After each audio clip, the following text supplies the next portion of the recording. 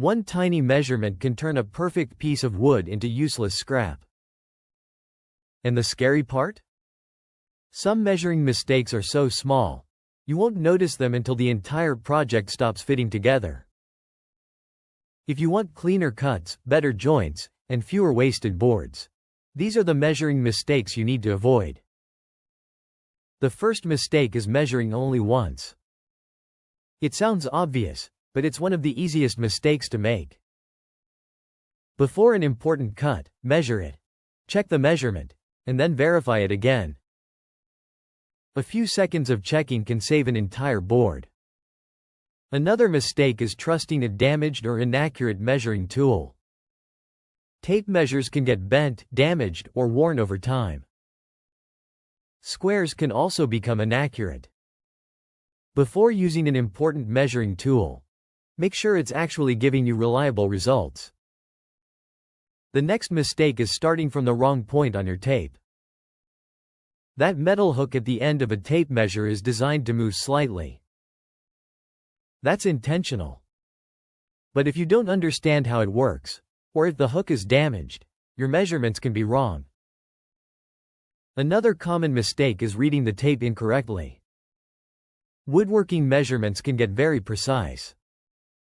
A small fraction of an inch can make a difference in a tight-fitting joint. Slow down. Identify the correct mark, and don't guess. Then there's saw kerf. When you cut wood, the blade removes material. That removed material is called the kerf. If you don't account for it when planning multiple cuts, your final dimensions can be different from what you expected. The same problem can happen when marking. A thick pencil line has width. If you cut on the wrong side of that line, you can easily remove more material than intended.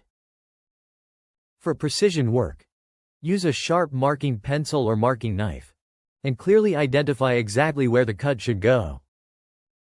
Another mistake is measuring from inconsistent reference points. If you measure one part from the edge, and another part from a different reference, small errors can accumulate. Whenever possible, use the same reliable reference point throughout the project. Material thickness is another thing beginners often overlook. A board labeled with a certain size may not actually measure that size after milling. For example, a board sold as a certain thickness may be thinner after it has been planed. So don't rely only on the nominal dimension. Measure the actual piece you're using. Here's another common problem: using two different measuring tools without checking them against each other. Your tape measure, square, ruler, and marking gauge should work together. If two tools disagree, don't simply choose the measurement you like. Find out which one is inaccurate. And finally, cutting immediately after taking one measurement. This is where the classic rule comes in: measure twice, cut once. Before making an irreversible cut, stop for a moment.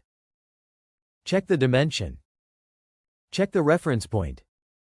Check the blade position.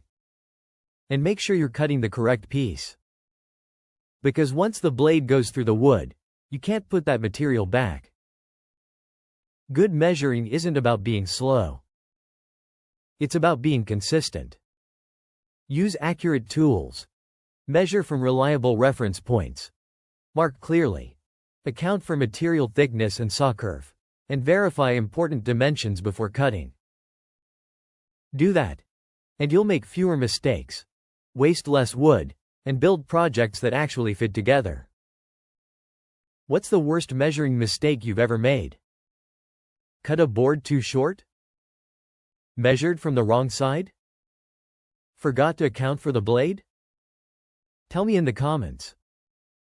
And subscribe for more practical woodworking tips, tool comparisons, and DIY projects. Thanks for watching.